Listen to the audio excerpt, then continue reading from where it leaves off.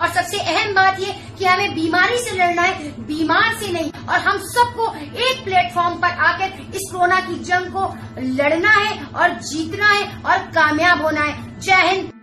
जिस तरह सफूरा के साथ हुआ कि उसके यूएपीए की धाराएं जब उसके ऊपर लगाई गई और उसको तिहाड़ जेल में ठूस दिया गया, एक हमला एक प्रेग्नेंट लेडी को, उसका जवाब कौन देगा? उसके कैरेक्टर पे, उसके चरित्र पे जो उंगली उठाई गई, जो लोगों ने उसके कैरेक्टर सर्टिफिकेट बांटे इस तरह से, तो उसका जवाब कौन देगा? क्या आपने उन कपिल मिश्रा, अनुराग ठाकुर पर केस दर्ज किया? क्या आपने उनके लिए यूएपीए लगाया?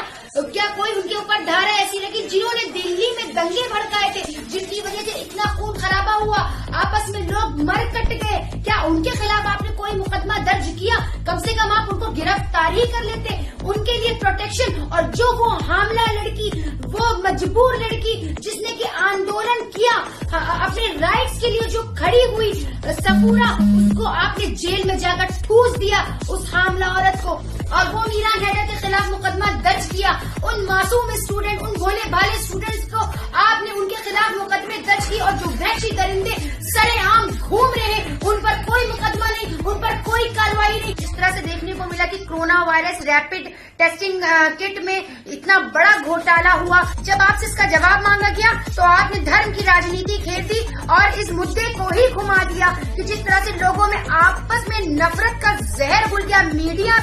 मीडिया के एक तबके ने, जिसको कि हम गोदी मीडिया कहते हैं, उस तबके ने एक जहर घोला, धर्म के नाम पर जो जहर घोला, आपस में हिंदू मुस्लिम की एकता को खत्म करने की कोशिश करी। और इस तरह से आपने बीमारी को भी मजहबी रंग दे दिया और एक हिंदू मुस्लिम की यूनिटी को खत्म करने की कोशिश करी। लेकिन कहीं न कहीं इतनी बड़ी सियासत आपने इस आपदा में, इस बीमारी में, इस कोरोना वायरस जैसी महामारी में भी राजनीति खेलने से कुछ लोग बाज नहीं आए। लेकिन मुझे अफसोस है इस बात पर कि उन मजदूरों का क्या, उन बेबस, उन गरीबों का क्या, जो अपने पलायन कर रहे हैं, जो मीलों दूर, हजारों मीलों दूर की दूरी को तय कर रहे हैं, उन मजदूरों का क्या? आपकी कथनी और करनी में फर्क है।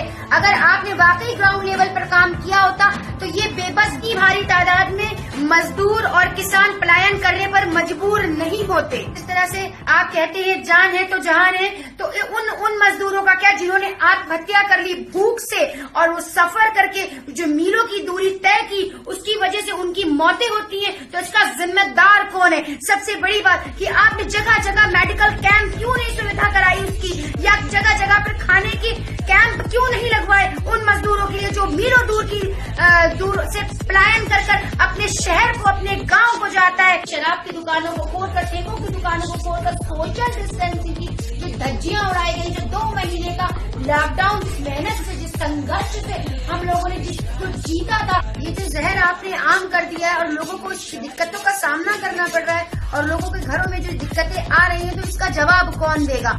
जो दलित, ओबीसी, माइनॉरिटी के साथ हो रहा है, ये कहां तक सही है साहब? हम आपसे सिर्फ इंसाफ का सवाल करते हैं। मिलत टाइम्स की वीडियोस देखने के लिए यहाँ क्लिक करके सब्सक्राइब करें और हाँ, बेल आइकन जरूर दबाएं।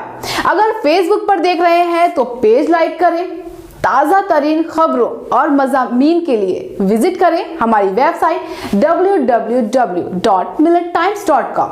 हमारी ये वेबसाइट उर्दू, हिंदी, इंग्लिश तीनों लैंग्वेज में मौजूद है।